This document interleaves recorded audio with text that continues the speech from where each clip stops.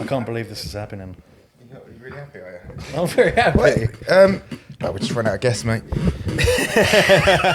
No, we wanted to start it again because we did it before, didn't we? For ages, and then obviously then we had. I've got hair in my mouth. Then we had Harrison again. We mentioned him in the first couple of seconds of but then we started doing a podcast with him, which is like kind of like it was like we did like educating Harrison because he was completely new to it. His only real knowledge of filmmaking was his brother's GoPro, and he kind of like we were like go like set him tasks every week. Watch this film. Let's talk about it. Yeah. And then when he left, we stopped, and then we were like, oh, actually, we should probably start doing it again. Yeah, we always wanted to. The original aim was just to chat to local creatives, get their story, and just build a network from there, basically. Community. You'd be surprised how many creators there are in the area. Yeah. So you get to look into it properly. Yeah. So many filmmakers, so many artists and musicians and stuff. It is insane. Everyone's just hidden away and you're just working at home. Yeah. And you just bring them out. Yeah. Oh, it won't go down. Sorry. I thought it was a bit high. I don't want to shadow you. I am actually. It's really creaky, isn't it? Yeah. Oh, this is the broken chair. We just had before the podcast started, we had a little rearrange. Like, subscribe so we can monetize this more to get a new chair. Yeah. But you can join our Patreon, and if you join the chair tier. Yeah, you need to change that chair because they put me on this chair initially and I wasn't having any of that. I had to change it. We have got another chair, but it does look like the chair that you would wank in a hotel. I was going to say pleasure. Pleasure yourself. The pleasure chair. The pleasure chair. If you've ever been to like a seedy B&B, like on a shoot, and you like go, they put me in the cheapest hotel. That's where that chair came from. I stole it. Anyway, yes, you're right. There is loads of creatives around here, and that's why we wanted to kind of restart the podcast, have people on it. So we had Lily last week. She's doing her second stint on the podcast, and then obviously we've had Darren, we've had Jay. He's not really a creator; he's more of a hirer of creators. Yeah. Gets people to do it for him. Yeah, gets people to do it for him. And takes credit. He even took credit. He's a client of ours, and he even took credit for like something that we came up with on this podcast. Oh right. He went, and then I came up with the idea for that, and it's like, whoa. No, you didn't. But yeah, it's funny to kind of meet all the different creators and that. So because we've met you kind of through AFC, but I think it was through AFC pretty much, wasn't it? Yeah, I think we might have met at the Southend Film Festival once. That's it. That was the first time over the years. But yeah, we haven't worked together, I don't think, as such. No. But yeah, sort of known each other for a couple of years now, I think. Yeah. And who are you? Yeah. I just don't know. We're not introduced. I don't know anyone. Oh yeah. He's Dan Keeble. That's it. Dan Keeble. Dan Keeble. Local hero. Yeah. Yeah, maybe. No. I'm a filmmaker in Southend-on-Sea. Director as well as a DOP, editor, cameraman, video producer. Many hats. Yeah, I feel like you have to these days. Yeah, 100%. Kind of It's better, I think. I genuinely think it's better if you can do all of it, then you know you're going to get something good because you can go, well, actually, this is how it should be done. Yeah. Yeah, and it takes time to kind of build that experience and of learning everything. Jack of all trades in a way, but yeah, that's kind of how I've kind of worked. I like to not be in control over everything, but at least be aware of how things work with regards to technology and the tech of things and colour grading and editing. If you get wrap your head around editing, it's really important. So when it comes to the actual filmmaking yourself, you have a clue of what you're doing on set, I guess. Mm-hmm. So yeah, I always find that I edit in my head. Even if I'm just DPing, I'm like, right, okay, do we need this? What have we got? Have we got that shot? You know, you can see, even if it's not your edit, you can kind of work in an editor's brain. It's important. You need to know what shots work together and line those shots up, so you're not wasting time on the day trying to figure out what to do. So. Yeah, or shooting the wrong side of the line and it messing up the whole edit completely, which is I've seen happen and go out in short films. You're like, hold on a minute, where are we in the room? So yeah, so how did you start? How did you get into it? Like, what was your first thing you did film wise? Well, I slowly got into filmmaking through corporate video work, what you guys do as well. But I only got into that through Well, as a kid, I always grew up with cameras and making short little video clips, like sketch videos with my friends. Growing up, I remember shooting home videos with the family, like weddings and parties and stuff. But never thought about making a career out of it. I dabbled in documentary filmmaking at university years ago, but it was only around 10 or 11 years ago. A friend of mine said, "Look, I'm doing this Iron Man. Can you film me train for this Iron Man thing?" I didn't know what the fuck an Iron Man was, like a triathlon thing with the cycling and the swimming and all that shit. Yeah. So I thought, okay, I want to make a good video out of this. So I researched into what people were using for cameras, and that's when DSLRs were a thing. So, okay, that looks amazing. That's quite affordable to get into. So I bought myself a Canon 300D camera. Figured out how to use it, learned how to work with lenses and light and stuff. And over the next 6 months, as he was training, I was just doing loads of local videos for businesses and filming events locally. I filmed an event at Chalkle Park called Village Green. Yeah. Yeah. I just messaged him saying, "Can I just turn up and film it? I'm not going to charge you to do it, and I'll make a little promo for you guys," which I did. Like the following day, I edited it overnight and put it online, and a few days later, I got a phone call. Some dude rang me up and said, "Did you make this video?" I was like, "Oh shit, yeah. What have I done?" What copyright laws have I broken? He said, "I love this video. I'm a local cameraman as well. Do you want to come help me shoot this other event I'm filming soon?" And this was in 2012, and the Olympic torch was coming through the UK. It was coming through Southend before the Olympics. Yeah. He says, "I'm filming this event where it comes through Southend. Do you want to help me film it?" I was like, "Cool, yep, okay." I wasn't sure what I was doing, but I joined that. And then since then, this is a chap called Mark. I've been working with him ever since in the world of corporate filmmaking. I've learned so much. I was filming a month later, I was filming in Hong Kong with him. Yeah. So he does events around the world, like sporting events. Nice. So over the course of 10 years, I still work with him to this day. We've been making corporate video work all over the world. And through that, gradually, I was getting more and more into lighting better for interviews and learning about light and cameras and tech. And that's how I slowly got more into cinematography, and then slowly falling in love with filmmaking from a filmmaking perspective. Yeah. So it's only been the last 4 or 5 years that I've really probably delved into independent filmmaking, short films and stuff. But still do all the corporate stuff. But yeah, one for them, one for us, right? That's so right. always what we do. Yeah, I mean that's like some people. I mean, most people that you hear are going into independent film. They go and do the film school route, and then they don't. They just go and just make independent films. Maybe they go and work in a bank, and they just do like bits here and there. I mean, we know loads of people that do that. That just do that, but that route is pretty much what we're doing, right? That's what we wanted to do. Yeah. because you're using all the same equipment. Yeah. It's the same lights. It's just the content is different, what you're filming and how you shoot it. Yeah. But if you do events and stuff, if you shoot weddings, for example, you learn how to quickly capture the image and do everything on your own, And then be move there, on. don't miss a moment, and edit in your head, like Yeah. you were saying. And that brings so many skills to the table. So when you do work with actors and on a set, if you're able to have all those skills and bring them to the table, it's very good. I always find that having done corporate film now, recently, when did we do? So we did our first short, Driver, which the sound was fucked up on, everyone knows, and it's ruined it, and I'm really unhappy with it. But we did our first film, 2021? 21, right? 21. And we worked so much quicker because we're so used to working quickly with corporate stuff. We're like, go, get the moment, go, get the moment, go. Yeah. Don't need another take, it's fine.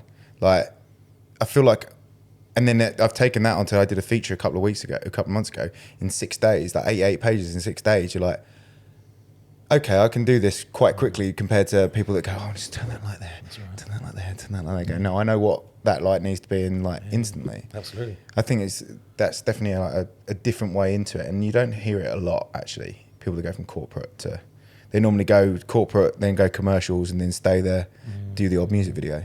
But to go corporate to narrative is kind of different, I think. It's interesting. and it's nice to hear that we're not the only ones that have done it. I need to, I need to see your Village Green video. I want to check that out. You probably see us in the Is crowd, it- absolutely yeah, off our probably. faces. Yeah. Yeah. Maybe, yeah. That was, yeah. Well, that was 2012. I had it on a little gimbal, so I was running around all day. A very short, snappy 2-3 minute promo video, very colourful. It was nice, and it. Well, it got Got someone's lots of attention, views. didn't it? Yeah, No, absolutely. 100%. That's Changed really my life good. because Yeah. the guy is sorry if he hadn't seen that video, I wouldn't have been doing anything that I've done since because of. His name's Mark McCarthy. He runs Sparky Film. They're based in Chalkwell, but yeah, like working with him has been amazing. Yeah. Well, I think, judging by your character and what you've done with it, I think you probably would have done it a different way. I think you should probably still be doing it. I think you just would have been a different way. Absolutely. Yeah, you don't know how your journey goes. It's just wherever leads you into the end. It's just. It's so interesting because do you listen to the Roger Deakins podcast? I do. I haven't listened to it in a long time. The first question they always ask is like, how did you get into it? What was your path? And it's just everyone's got this different always path, different. It like is. crazy path. It is, and I was chatting with, because I met up with the ARK girls yesterday, and we were having a meeting about stuff, and I was saying how there's so many different ways to make a film, for example, to fund a film. Everyone has a different route, and it's always hard to, when you're starting out, what route do I take to succeed in finding funding for a film that I'm making? Everyone has different ways of doing it, so it's hard to choose to commit to one route, whether it's crowdfunding or whatever. So it's very hard to wear different hats as a filmmaker, as a creative, on the business side of things as well as the creative side of things. And it's also very hard to figure out which route to go down to get things made. To Yeah, our work with the friend right people. Chalky's working on getting his first feature made, and he's just like constantly like going right, talking to people on the phone, trying to get investment from people. He doesn't want to go crowdfunding because he goes, that puts too much. There's too many people involved in, and I don't want to let thousands of people down or hundreds of people, whatever. It's like, if I get someone that's like just going to give me their money, and then at the end of it, I've just let that one person down, and then I can make it up to them in one way or another, then that's better for me. And I remember my friend's band, they did a crowdfunder for something, and they got all their money. I think they got 15,000 quid to make an album, and the crowdfunding company stole the money. What? He stole all the money. I can't remember which one it was, but yeah, it's the CC Smugglers is what they're called, is the band.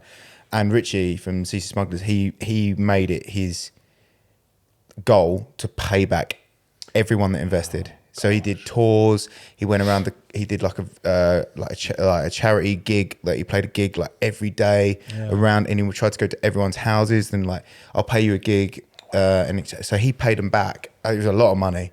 I think it was pretty more than 15. I think it was like, because I remember his dad lent him the money to pay some people back, and it was like, yeah, but that, so it was like things like that happening. You're like, oh fuck, like these people giving, like, even if it's a tenner, it's a lot of money to some people, and they're like, they're donating 10 quid. So yeah, it's hard to pick that route that you want to go down. Also, crowdfunding is fucking hard, right? Like, It is so hard. It is really hard. Crowdfunding for a short film.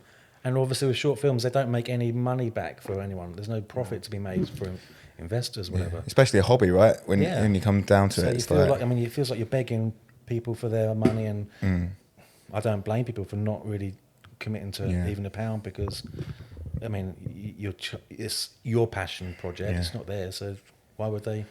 exactly. I feel like it'd be easier to do it for a feature film because there's money return. In a way for investors. Makes sense.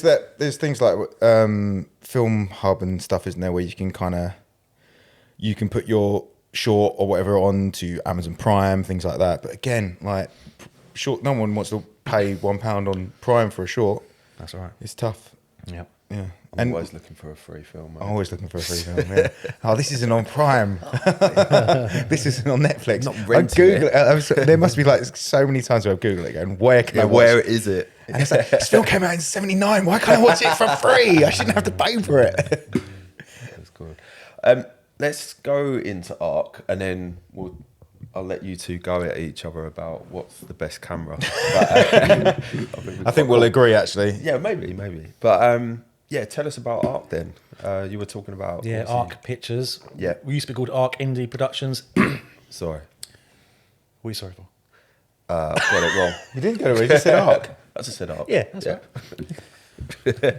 ARK, was set up by a local actress called Samantha Anderson, who I had worked with a few times in the corporate world and stuff. And she's a fantastic actress who just wanted to make more, wanted to act more. So she came to me like, let's do something, let's work on something. We got involved with Alice Ryan, another local actress, producer. So the three of us, like, let's make a film. Samantha came up with this idea for a short film. I directed it. It was called Off the Hook. That was at the end of 2019. And that was a great little short film, a thriller thing. And then since then, we've just been making short films. Yeah, and you guys are prolific, and it's like we talk about it all the time, don't we? Like, they are making stuff. Like, like you are. It's kind of like, it's really nice to see, and it's kind of like makes you feel a bit like guilty that we don't go and make stuff more. We've got all the equipment you need. Like, you could make a short film with what we've got here for our corporate stuff for free. The only thing you need to find is locations and actors, and we don't do it. And we're constantly saying, like, ARK are doing it. We need to get their work ethic. It's just finding the idea and then being inspired to go. We've got the idea. Just do it, because that's the hardest thing, I think. Coming up with something that hasn't been done before, is unique or different. Yeah. But then once you do have that idea, and that inspires us to just get going and crack on with it. Last year we just made one short film or two. This summer we've made like 3 or 4. Yeah, it's been a really good creative period for us. It's great. So that's what we've just been doing, because we love making. They love acting. I love directing and filming. We do shoot other people's films as well, so it's not just me directing. We did a film called Nuts Dave Gardner's film. He wrote and directed. He came to us. We loved the script. We loved working with him, and that was that was last summer. Yeah. Did a few other short films, but it's been with other people. But it's been a really good creative opportunity for everyone involved locally, not just the three of us. We bring in. So Billy on Descent, didn't you? The one you just filmed. Yeah, that was a couple of weeks ago. Yeah. That was our latest one. I've seen Billy today. He's coming here. Oh, so amazing. What, for a chat on the podcast? Well, I don't know. He wanted to just talk about future projects. Cool. So, but we might just, if you've got time, we might just make him sit down. Well, you're away for a couple of weeks. So I am, so we do need to do one. See you in a bit. See you, Billy. Yeah. So, and I mean, and I know you shot in Dave's bathroom, because I went to pick up a gazebo from Dave's the night before. He went, "Are you doing this thing?" I went, "No, I'm just got a birthday party." And then I think it just shows how collaborative you guys are. Is that you working with Dan? He shot Descent, right? He DP'd it. Yeah. So, and then me and you, I think, are working on Ashland with Billy, Dan, and this guy John from Kent. Like, right, so it's like, it's growing. It's getting there. Yeah, we all know the same people, and everyone has the same ideas. Just want to make and work together. And who were we talking to? I was talking to Lily about this, like, on text, and McKenna, who is a producer that works on the thing me and Lily and you did down the beach the other day. The movie method. The movie method, yeah. Right. And it's like, at some point, one of us is going to get that opportunity, and everyone's going to go with them. I hope so. Absolutely, yes. I think the more I think about it, it's like, there's a crew, there's a team of people in Southend, especially Southend, I think. Essex as a whole, yes, but especially Southend, that actually if we had the script, we can make a feature like in a second. And I think that's where I think it's boiling up to something. It feels good at the moment, like everyone's doing stuff. Maybe not us as much as we should, but everyone's trying. We're involved though, like you were saying, like, you're getting hired by other teams, etc. And certainly you've been doing stuff. I've been doing stuff recently, so it's good. Yeah, but we do need to do our own again. Yeah, just so that we know, because we know we can do it better the next time. Yeah, well, we know what sound guy not to hire. That's why. Can't talk about that. We're just not talking about it. I've still not said it. I've never said his name out loud on the podcast. I have said it drunk at many events, including to his face. Okay. But yeah. It still winds me up. Yeah, because I love that film. I thought it was going to be amazing, and it just sounds so shit. Yes. Yeah, and you can't really ADR it anymore because of Darren's part. Yeah, and he's the only one that we needed to ADR. Oh, shame. Yeah, it's a shame. We could get Billy to do it. It does sound a lot like him. It's close. It's very close. In memoriam. Yes. Yeah. But yeah, like I think Well, that's how you get better as creators or filmmakers. Just keep making all the time, and you look back at your first film and go, oh, "What the fuck was I doing?" But compared to your latest work, Growth. Yeah, which is always 100%. natural for anyone. The more you do anything, you're going to get better. Yeah, So. and it's ideas as well. I think you as well. It's like your ideas get better and your storytelling gets better, and yeah, it's important to always better yourself. And the other film that we did recently this year was Alleviate with Darren. He came to us with this idea because he wanted to work with us with ARK. He wanted to make a film, so he had this idea of a dude at home in a wheelchair, and his wife is looking after him and caring for him as a nurse. And I said, Darren, I want you to direct this film for me. I want you to write it properly. But his idea was okay. I was, it's all right, but I need it to be bigger. I need it to be better. So I reworked his idea, and the film that we ended up doing, called Alleviate, it's quite a complex story, still based around his initial idea. So it's just him. Yeah. And he's incredible in the film, by the way. So when the film comes out, do check it out. Yeah. But that's how I know as a filmmaker, I know I've made probably the best film I've ever done yet. Yeah. Because the idea was just a good idea, and I feel like I've pulled it out more. Yeah. So I'm really excited to share that. Yeah, we're looking forward to seeing that as well. Any news on when that's coming out? Or yeah, I'm arranging a private screening of that next month in November. So there'll be invites to everyone, family and friends, as well as people who've worked with me. So do come along to that. Yeah. So what's the future? What's the next thing? I know you've got these things you've done. You've shot stuff. What's the next step? Yeah, overall for me as a filmmaker, as a director, I'm focusing and concentrating on a feature film. We've got ARK have like 2 or 3 feature film ideas that we're trying to figure out still, which has been about a year or 2 in the making. And it takes so long to come up with an idea that works. So half the time, me, Samantha and Alice, we just get drunk together and come up with ideas that way. That is cool. our creative meeting, Yeah, like what we're doing right now, but with just lots and lots of booze and snacks and stuff. And that's where we come out with the really juicy stuff. nice. Yeah, we don't do that, do we? We just get drunk. You should do that. We get drunk and We get laugh drunk. at people doing karaoke. Who should just feel about karaoke? Let's do karaoke instead. That'd be brilliant. I'm excited to see what you guys do, because it has progressed as well. Like there is because you released everything on YouTube recently, right? Pretty much everything. Yeah, because we had gone to a few film festivals, but like, the films are just sitting there. Let's put them on YouTube. So the bulk of our films are on our YouTube channel. The recent ones aren't at the moment, but they will probably end up there, because we've made the films for our own benefits to progress our own careers. They've made the films as Alice and Samantha as actors want their work to be seen. Yeah. I want my work to be seen, so why not? Yeah, and there's definitely a progression. Like they were always good, but like there's definitely like a point where they just became another level, because we've watched them all. Like, really? And you're like, there's a point where you go, my favourite wow. one is it's called See What She Did, set in the woods. Yeah, with the 2 girls. That's good. That one I liked. What was the one that I liked out of it? I think it is that one. Isn't that when she's? I don't want to give it away, but it's like it's not. She's not with her friend. She's on her own, right? At the end. Is that? Yeah, I like that one. Yeah. That was good. Sorry to everyone who hasn't seen that film. Forget what I just said. I'll bleep that bit out. That's okay. Yeah, it's a spoiler, but it's the twist. Yeah. There's always a bit of a twist in all of our films. Yeah, they're all very dark subject. It's Samantha who comes up with these ideas. She's got a very dark mind. Yeah, and then she goes, Dan, you do something with it, and I have to write something around her twisted.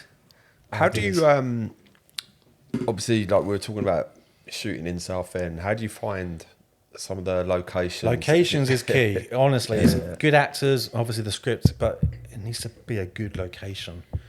We one of our films was shot in Westcliff Hotel. It's called Room 301, which Darren directed, and we were struggling. It will only work if the location is good. It can't be like a little B&B. It needs to be a big hotel. So we looked all over the UK for like old school looking, horrifying looking hotels. So okay, there's one here that would be great. How do we approach them? What do we say to this hotel? Can we just shoot in your hotel? So like, okay, let's do a tester. Let's just contact a random hotel in Southend just to see how they respond. So we messaged Westcliff Hotel. I was like, don't suppose we can just film in your... And they was like, yeah. I was like, oh, nice. We didn't mean to. It was just a test, but they said you can film in Westcliff Hotel. You have the whole hotel because it was empty during 21, I think it was, 22, for free as well. So we had like 2 days in an empty hotel to do what the hell we wanted. So that's what we did. Brilliant. So we scrapped the idea of having finding a spooky looking hotel, adapted the story around this sort of the Westcliff Hotel. And it was which is quite spooky anyway. And it is. I was spooky. playing music from The Shining in the hallways down the hallways just to freak out the cast and crew as we were It is filming. really creepy actually because it's got that kind of. And when it's Dennis's empty, wedding was pretty. Yeah, it was fucking awful. As well. No, it was lovely. It was a lovely wedding, even though I only got invited to the Only afternoon, but joking. it's fine. He won't listen. But you're right. Now the locations are very much Very key to all key, of the films. The new one, Descent, was obviously a lovely bathroom. It's awesome, that bathroom. It's quite a big bathroom as well. That's why we filmed in it, because we had the space. I think we're lucky as well because Southend's kind of like I said when we were doing that vanilla flat white thing for Lily, is that Southend's a postcard. Like it looks like a postcard. Anywhere you point it, it looks like either looks like a postcard from a really like drab, dismal 70s holiday village thing, or it looks like a really nice seaside town, or it looks like, you know, it looks cool. It can look good, it can look bad, it can look old, it can look new. It's like, it's so, and then you can drive 10 minutes and you're in the woods. And you can drive 10 minutes and you're in like a city kind of looking place. You can drive 10 minutes, you're in like a desolate beach. You're like, we're really lucky where we are to have all these things. And you got like Two Tree Island, then you can drive a little way out and then you're in like, just like East Beach. Like you can make East Beach. I've filmed like, all over. Everywhere you've just mentioned, I've filmed everywhere. Yeah. You have to know where these places are. If you live around here, obviously. I've always been down the seafront with my camera and the sun is rising. It's beautiful. Which is why I want, you know, the film I did with Lily via Dolo, the end shot is specifically filmed out there because I knew how beautiful it looked. Yeah, it's important. Yeah. It's key. Yeah, and I think Southend's very good at kind of making you feel a certain way. It is. Yeah, it's great. Sorry, I was just going to ask about the film you did recently down the tube stations. Yeah. That was cool. How was that experience getting there? Did you have permission, by the way? How did you hide the camera? That's what I know. That was a brand new film called All I Remember. Yeah. It was written by a wonderful actress called Regan Tibbenham, who I had worked with before a few years ago in another short film. And she's for a while, I said, Dad, I want to work with you, I want to make something. So, well, what have you got? So she had this story of an idea of a woman who had survived a terror attack on her way to work on the underground. And loads of people died around her. But since then, she's been having to take the same journey to work every day. It's thoughts and feelings of doing the same journey and going over her head over and over, surviving this attack. So we spent 2 days down there. I hired a Blackmagic pocket camera. I hired some lovely vintage lenses, and I was just very, very cautious not to. Should have strapped to your body like with a coat, like that. Wearing a hat, like the Simpsons when Homer has to wear that big cowboy hat. That's it. Yeah. Got a big cowboy hat. The cost of hiring or being able to film down there is too much. It's ridiculous, isn't it? Yeah. So we had to wait for the shots to look what we needed. It had to be filmed during the rush hour. Yeah. So being surrounded by everyone, and then I'll bring out. It's not a small camera. The Blackmagic is it's quite a big chunky yeah. one, isn't it? So I'm sort of like, okay, let's get this out, and then everyone's like, what are you doing? I'm just filming that girl there, because a lot of people was like, what the fuck are you doing? Filming that girl there. She survived the terror attack. Oh, sorry. That's good. It reminded me. There's a film. I don't know if you've seen After Sun. Beautiful film. Yeah. So I think Charlotte something who directed that. Her first short was filmed on the subway in New York, Right. and it's called Laps. Okay. It's basically it's about a sexual assault on an underground train. It really reminded me of that. I thought there's a lot of correlation with how it's filmed. Cool. It's worth watching. But yeah, it looks A like short film or a feature? It's a short film. Okay. It's called Laps, and it's it's really I think it's 6-7 minutes long, maybe less. Sweet.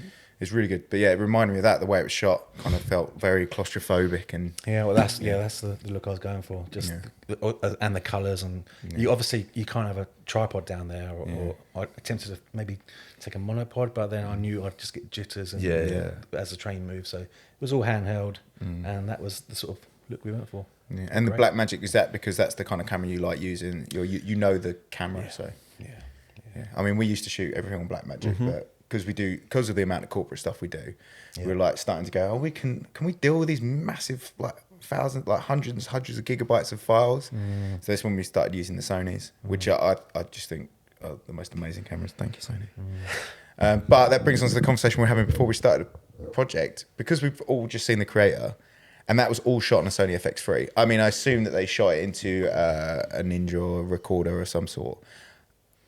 How amazing is that film? It's a beautiful film, isn't it? Yeah. I loved it. Yeah. I absolutely loved it.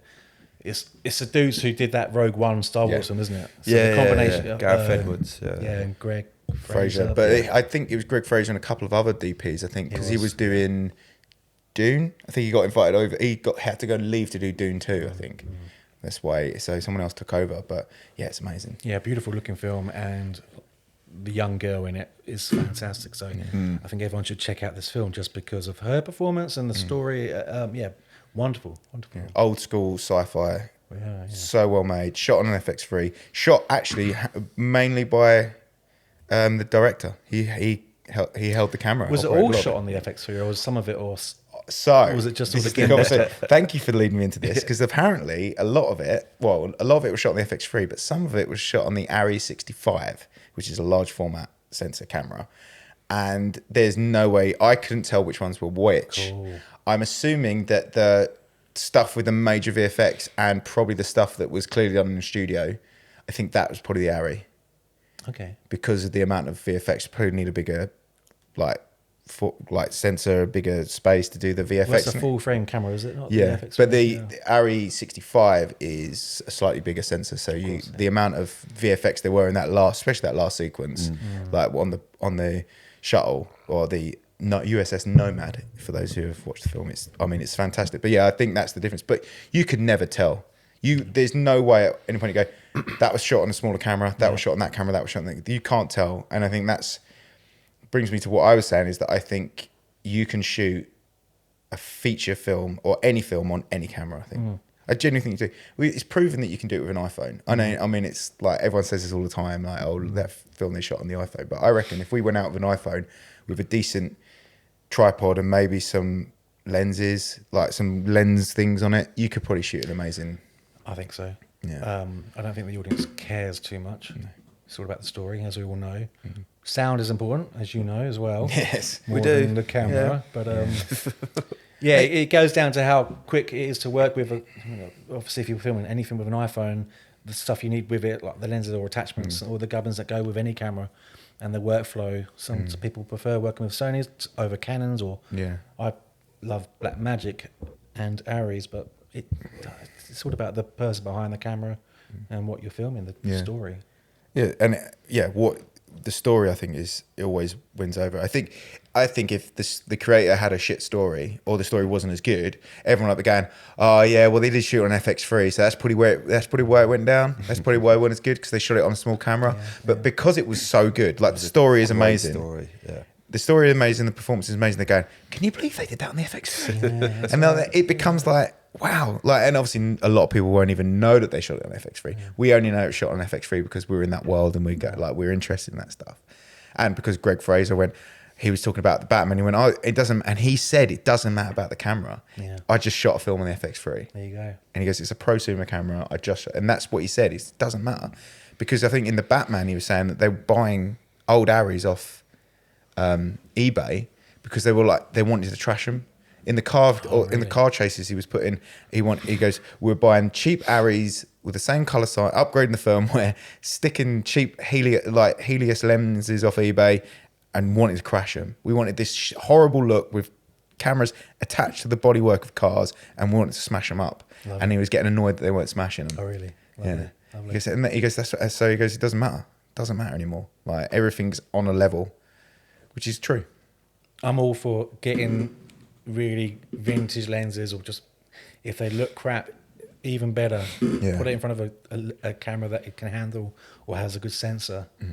And the dirtier the better, because it just have an authentic, unique look to your film. So some of the best films that ARK have done, I feel, are the ones where I had hired like vintage old lenses. Lenses, I think, are quite important. But the camera doesn't really matter too much. That's what I was when I was starting out in corporate. I always was told, get good glass. Don't worry about your camera. Yeah. Get good glass, and that's what we've done. We've always got nice glass here. We've got like the Sigma ARTs for our corporate stuff because of the awesome autofocus. And then I've got some nice, they're like just mechanical lenses. They're called 7 Artisan, and they're pretty cheap, but they are really nice looking lenses, and we use them on more of our narrative stuff. But yeah, I think glass is important. But we've got a really old Soviet lens. Yeah, it's random, isn't it? Yeah, it's really random Soviet lens that we used to shoot Stakeout. This thing we did with, it was just a camera test really for in the Mini, car, That was all shot on this like really old like Soviet lens with like many adapters to make it work with our cameras. Like, and that came out really nice. And then I put a Pro Mist in front of it. Cool. And then that was it. And it gave us this really nice kind of like vintage look. But then what I want to do next with whatever we do next with something that's kind of arty and like got a look to it, get some not collagen. What am I saying? Just some clear glass and then fuck up. Yeah. Like just put some shit on it. Yeah. So it doesn't. It's not in focus, obviously, so you won't see it. But it just gives some fucking. Give that's a my certain plan. character or look that you're going for. Just need to find a film to do it with now. So, yeah. Billy. What? Yeah, we'll find out what Billy wants to do. Do it. Just do it. Get a team together. You got. Yeah. Well, I think that's the next step, right? Yeah. Get a team together. What else are you working on before we finish this? Well, we've got Limp, which is our biggest project coming. We've got a lot, big cast involved with that. Really excited for that. That's the biggest film that I've, as a director, I'm hoping to make. And other than that, with ARK, we've got the feature films that we want to make. So I'm so driven to push forward with these sort of projects and stuff. I'm always hoping to create and work with other people and encourage other people to get involved with local projects. That there's so many filmmakers in Southend. There's so many people making stuff. You guys are making stuff as well as other directors and stuff. So it's really, I'm always inspired and very jealous that people are shooting all the time and making stuff. So I just need to get out there more and come up with ideas. You get out there more than we do. Yeah. I don't get out there enough. I don't know. Yeah, well, we'll keep you in mind when we're coming up with ideas from now on then. Because I think you guys, especially like as a collective, like you're like inspirational. I think we definitely moan about it, and we're like, why are they doing so much stuff? And it's admirable, like how much you go out and you make stuff. Because we're always, I know we're saying it on the podcast, but I kind of get driven by like, but we need to do this paid work. That always gets me. Like, but then a paid job will come in and we'll kind of scrap plans. It's very easy to go off course and you lose that creative side of or the narrative stuff because work comes first and it has to. But and that takes up a lot of your time. It's just finding that time when you have a dry period, perhaps to like we've got a few weeks free to come up with an idea or shoot this short film. We do that, but then the opposite happens, and that's when stuff comes in. So wicked! We've got those 2 weeks. We're going to do this, and then it's like bang! Yeah. It happens every time. It's actually good because then we get paid. But but it's frustrating. Yeah, we start. I sometimes I feel like we start projects hoping that it doesn't happen because we get work come in. You're like, going, let's start this really like so jinxed. I know. Yeah, it's like, oh no, we can't do it. Loads of work's come in, But yeah, it's admirable and like, 100%. We like sometimes get a bit jealous that you're doing it all the time. So keep doing it, don't man. be jealous because man, I love seeing people progress and get better, and I love watching other people's films, and I love watch. So the one you did recently with Lily, what was the story behind that? Quickly, the one you filmed on the beach with Piers. Oh right, so I don't know what we're allowed to say about that. So that's Lily and Piers's and George's and McKenna, I think, project. That's their baby. Okay. They wanted to shoot a proof of concept. Right. And Lily asked us, because we work with Lily a lot on other stuff, she was like, do you want to do this fun thing with us? I was like, yes, we do. And then actually we nearly had to cancel it because of my speed awareness course. but we just pushed everything back by 2 hours. Oh yeah. But so that was a proof of concept for a thing. And again, it's not one of those things like it's actually one of the first times I've finished a project and gone, I'm actually really happy with that. Because normally I'll go, shit, fucking hate it, it's rubbish. But that's one of the first times I've gone, that was really nice. The schedule wasn't too taxing. Yeah. It was fun. It was a good bunch of people that were all excited and driven to do it. And I think that's what that's the made it key, work, isn't it? That's the really. perfect combination of all of those things, and make sure you have enough time to shoot a story within a day or a afternoon with like-minded people who are all on the same page. It's and just the make Southend public. That's all we had to deal with. Yeah, drunk people, which we've talked about. People that have been drunk from the night before in a tent on the beach. But they were actually in the end. We were really cool, and they just as soon as we said action, they kind of went quiet. And when we said cut, they were back in. They went back to doing their thing. So it was really nice of them. Except for their mate who came back with a sandwich with, I got ham sandwiches for all you fuckers. She said the F word so many times in one mouth. So gutter mouth. But I think that was really fun. Hopefully that'll be. I don't know what we're going to do publicly yet. I think Lily's got some meetings and stuff with it, but it should be fun. And and I'm really happy with it. I think it came out really nice. Good. It was. We were battling the hottest day of the year. For some reason, it was like I was like, I just wanted to be overcast. I wanted to be overcast, no wind. It was really bright and windy. I was like, for fuck's sake. So I couldn't even put like silks up or anything. So it was really bright silk. So the face, it's not my favourite when you haven't got any shadow on the faces, but we tried to get some in there. And I couldn't put flags up, couldn't put anything up. It was so windy. It just crushed everyone. Yeah. Shame. So, but it came out all right. And the stuff we did at night was good, and the stuff we did in Lily's flat were nice, and but it's really good. Cool, good fun. Yeah, it was nice to do it. Cool. All right. Well, Nice thanks for having you. Yeah. I can't thank you enough for having me on. Oh, no this problem. Podcast. Our pleasure. Podcast. Shout out your socials and stuff so Yeah. people can follow you. Not that anyone listens to this podcast. Well, they will now. Hopefully, well, They will now. ARK pictures are all over social media, Instagram and Facebook. X, is that what it's called now? Or Twitter? Yeah, That's We're on right. Threads as well. ARK Threads. pictures. Links will be in the description, I'm sure. Yeah. And my Every own, time- every Dan time we put- Keeble.